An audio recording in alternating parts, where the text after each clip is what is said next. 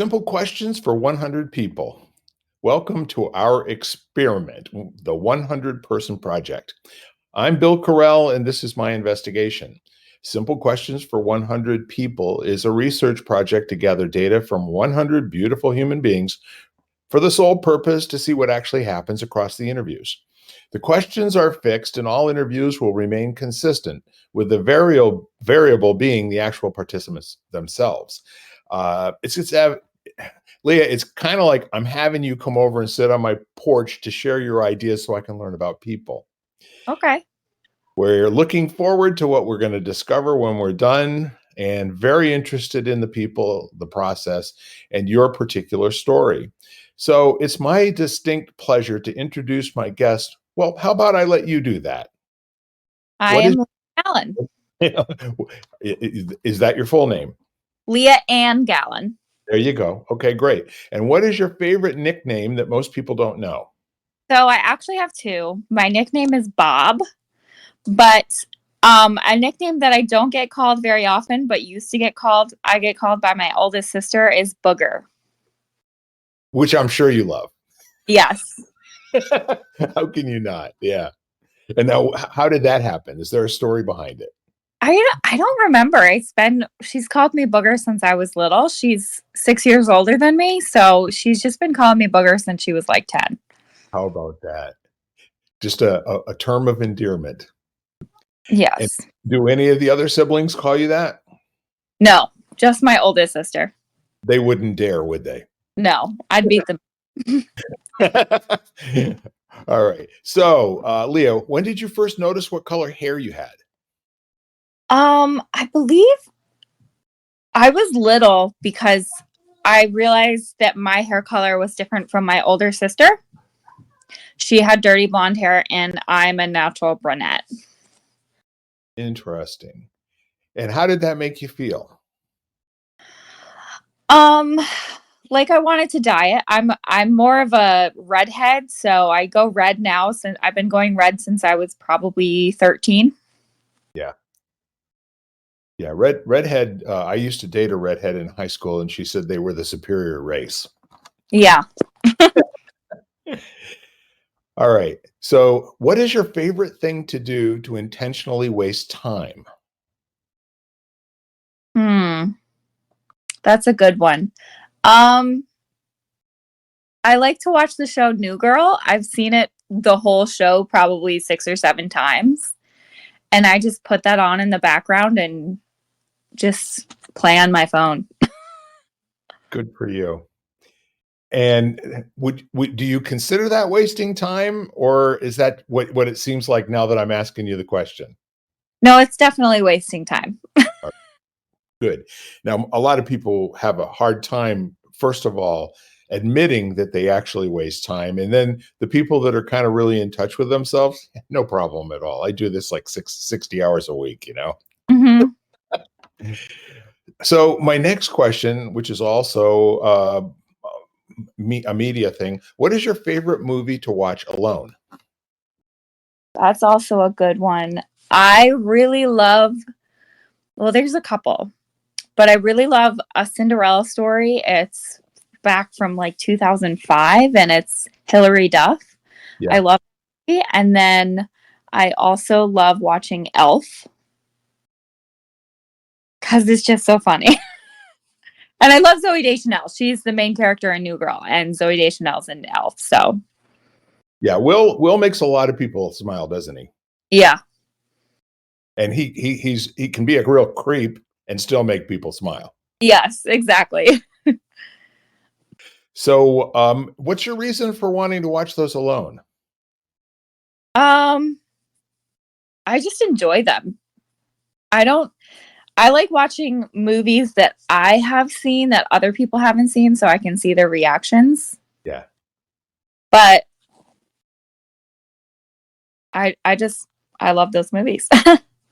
I think that's good justification. I like it. We'll move on now, Bill. If you were to have an action figure made of you, Leah, what superpower would it have and what colors would its uniform be? I would be able to fly And the colors would be orange and purple. Orange and purple. All right. So now you've got the ability to fly. What do you do with that? Oh, I just would fly anywhere. I would go to different countries. I mean, I'd be like an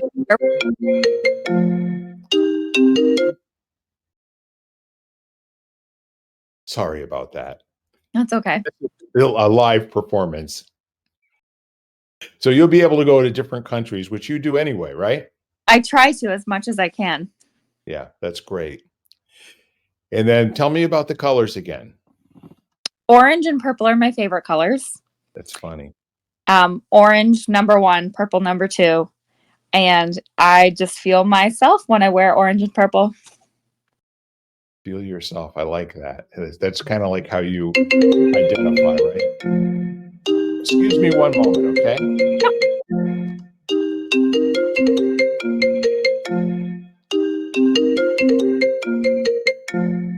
Hey there. I'm actually recording a podcast. Absolutely, probably about 15, 20 minutes. And my producer will have to now edit this portion or just leave it in because it's live it's live video. Thank you. Bye-bye. All right, I'm back now. Okay. That was one of my siblings. Ah.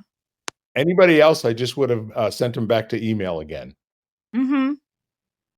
So, all right. So now we're back to your favorite colors for the uniform. Would it surprise you to know that quite a few people, including me, I'm more purple and gold than purple and orange, but you know, we're in the same ballpark, I want to say. Purple stands for power. Say some more. I like that. Also, a royalty color. Yeah. So It is, isn't it? yeah. I think the story behind that is that it was a very, very rare dye that had to come all the way from the Orient or some silly nonsense like that, and so expensive that it was only used to be a royalty color. Yep. Yeah, that's the best I can do on short notice. Mm-hmm. All right, so now back to question number 7. What did you want to grow up to be when you were 5 years old? A pie maker. PIE? PIE. All right, now let's get into this. That's really awesome. And where did that come from? I started making pies around that time. And I believe when I was 7, my mom bought me a top of the line pie plate. She bought me a Pampered Chef pie plate. And Wow. at that time, I was making a pie a day. And I said, this is what I want to be when I grow up. I want to make pies. That's absolutely awesome. So, what different kinds of pies did you make, and what was your favorite? My favorite is blueberry. What Maine wild blueberry? Yeah, I would make apple, pumpkin, blueberry, cherry because my dad's favorite is cherry. yeah, I've done pecan pie before. that's my Uh, favorite. Never rum raisin, even though that's my grandmother's favorite because that's disgusting. That generation really, I don't know how they got to that. They probably didn't have any choice of the other ones, and that's all they got was rum Yeah. raisin. After you've cooked it in the oven, all the alcohol kind of like evaporates from the rum. So, I mean, seriously, you should put the rum in Yeah, afterwards, I think. I agree. I agree. If you're floating those raisins in rum, now you got something, in my opinion. Mm-hmm. So, what was your favorite kind of crust? um, I liked. Well, I sometimes would do like a crumble topping, Yep. but just traditional. I used flour, butter, or shortening, depending because we didn't have a lot of money growing up. So sometimes it was shortening, Yeah. or sometimes it was margarine, a little bit of sugar and water, and that you just roll it out and Yeah. egg wash on top. Yeah. We were one of those families that had a lot of kids and not a lot of income at the end of the week. So Yeah. sometimes my mom would use lard or something of that nature, you know. Mm-hmm. We usually didn't have shortening in the house. It was either margarine or lard. Those were the two things that she typically cooked with. We typically stayed away from margarine because my dad would always say, "Oh, that's not good for you." But when you can get the margarine for 1/8 the price of butter. True story. Yeah. And that's kind of like, especially when you've got that many folks sitting around a table, you got to Definitely. spread the dollar as far as it'll go. Hmm. So, this one I'm really looking forward to hearing your answer. What is your greatest accomplishment? So I read that question and I was like, oh my gosh, I don't know. Yeah. But I think I would say um, all the work I've done with yoga, getting my yoga, my 200-hour certificate, and now I'm working on my 800-hour yoga therapy license certificate. Um, and I finished the first 2 modules of that this past summer, and it was hard. It was a month. I was in school for a month, and I finished the first 2, and I'm very proud of myself for that. Yeah. Good for you. That's something I didn't know about you at all. Yeah, Wow. that takes a lot of dedication. And how do you actually demonstrate that you've completed the hours? So for yoga therapy, I haven't completed it yet. There's 800 hours. I've done 200 hours, so I have a lot more schooling to do for that. But I haven't taught yoga in a classroom since COVID began. Um, I used to teach in Rhode Island, and I loved it, but I want to get back into it. It's just now I just moved back to this area back in March. So I still haven't really found a place to teach again. Yeah. March. That sounds consistent with when we started running into each other over at our favorite restaurant, Yes. or one of our favorite restaurants. We've got to be all inclusive here because Yeah. I don't know about you, but I eat a lot of different places. Mainly Apollo and Asian Bistro. Well, For me. they're in the top 5, okay? Yeah. All right, so I got one more for you. Who is your favorite person to listen to? Lydia.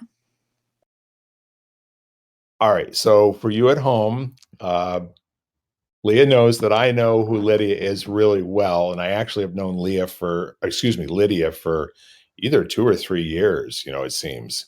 During COVID for sure, working at Apollo. So say some more about those conversations and why is she your favorite person to listen to? She just has such a bubbly personality. She's my little sister. She's 7 years younger than me.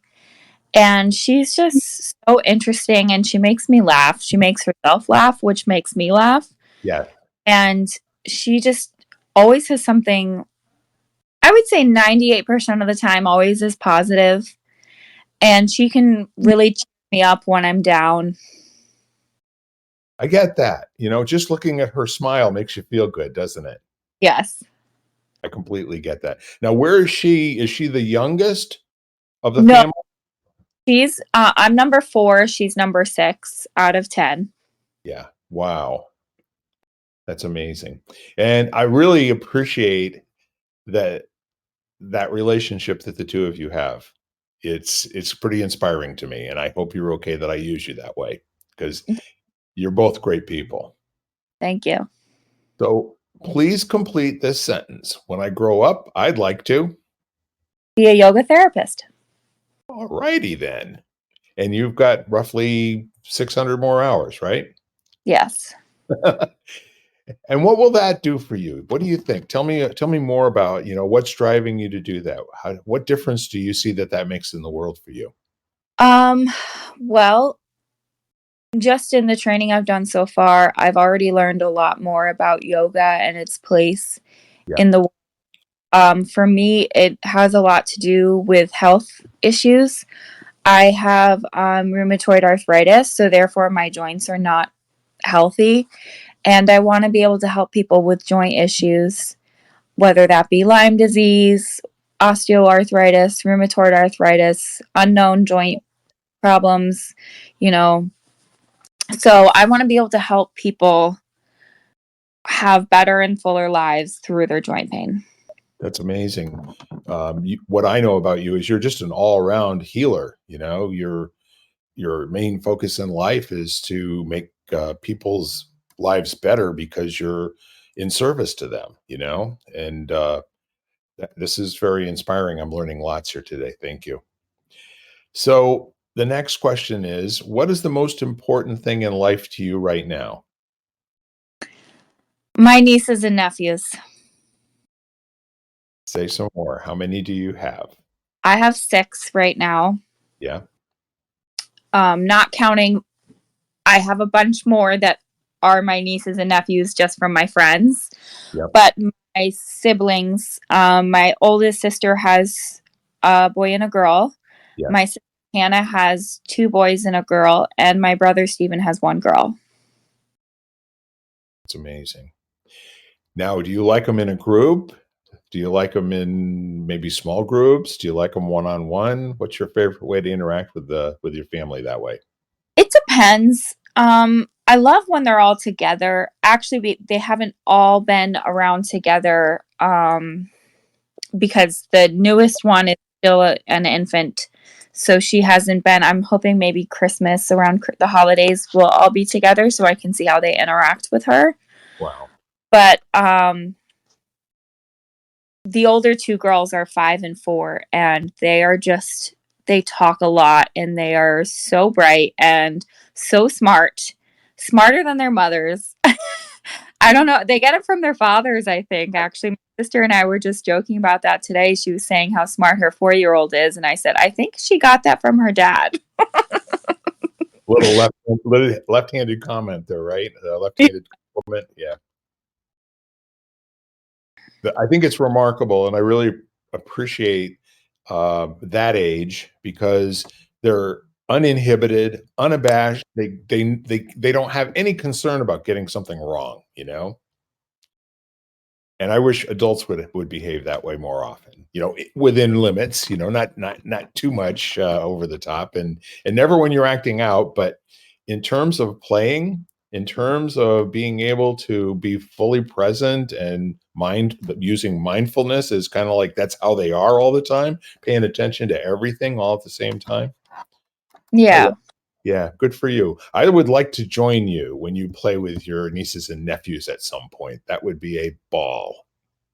Sometimes they go to Apollo, so maybe one night we'll all be there. I'll tell you what, if you give me a heads up, I'll go out of my way to drop by just so I can see this beautiful family all together. All right, sounds good. Excellent.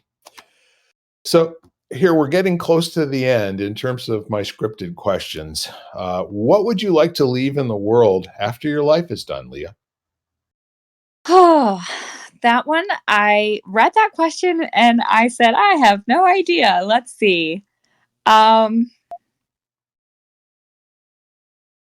I would like it to be left a little bit better than it was before for my family and mainly for the people that I hope to one day help through yoga therapy. Yeah. And that's, leave a spot on all the children, whether they be my nieces and nephews or my friends' children's. That their Auntie Leah was just a great person, and she helped a lot of people and did a lot for the community. There's no doubt in my mind that's exactly what will happen. Thank you. I'm pretty sure you've got a huge fan club just in your own family. So here's the baker's question. No, lucky 13. When you go to a good bakery, you got You 13, not 12. Exactly. Okay. Especially if they know you got a big family. So you're always that baker's dozen. What is the thing that most people misunderstand about you? This again, I was like, I don't know.